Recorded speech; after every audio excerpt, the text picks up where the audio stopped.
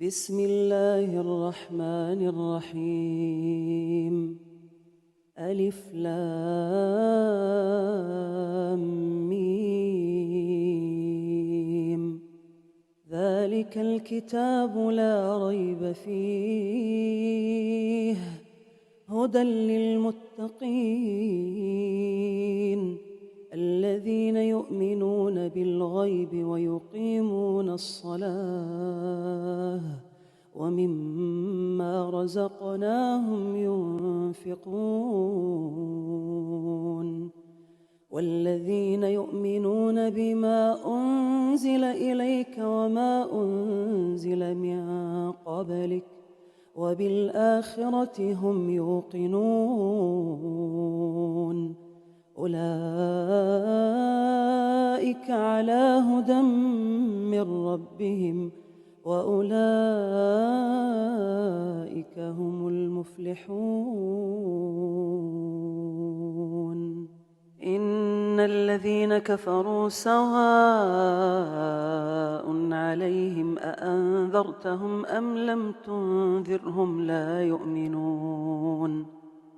ختم الله على قلوبهم وعلى سمعهم وعلى أبصارهم غشاوة ولهم عذاب عظيم.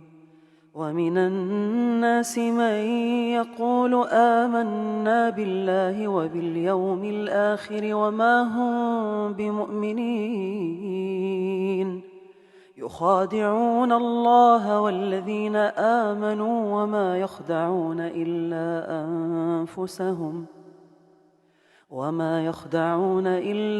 أنفسهم وما يشعرون.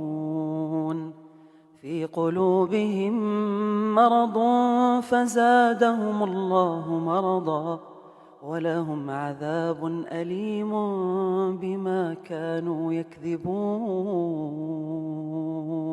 وإذا قيل لهم لا تفسدوا في الأرض قالوا إنما نحن مصلحون. ألا إنهم هم المفسدون ولكن لا يشعرون. وإذا قيل لهم آمنوا كما آمن الناس قالوا أنؤمن كما آمن السفهاء. ألا إنهم هم السفهاء ولكن لا يعلمون. وإذا لقوا الذين آمنوا قالوا آمنا وإذا خلوا إلى شياطينهم قالوا إنا معكم إنما نحن مستهزئون. الله يستهزئ بهم ويمدهم في طغيانهم يعمهون. أولئك الذين اشتروا الضلالة بالهدى فما ربحت تجارتهم وما كانوا مهتدين. مثلهم كمثل الذي استوقد نارا فلما أضاءت ما حوله ذهب الله بنورهم وتركهم في ظلمات لا يبصرون. صم بكم عمي فهم لا يرجعون.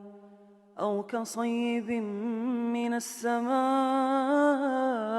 فيه ظلمات ورعد وبرق يجعلون أصابعهم في آذانهم من الصواعق حذر الموت والله محيط بالكافرين.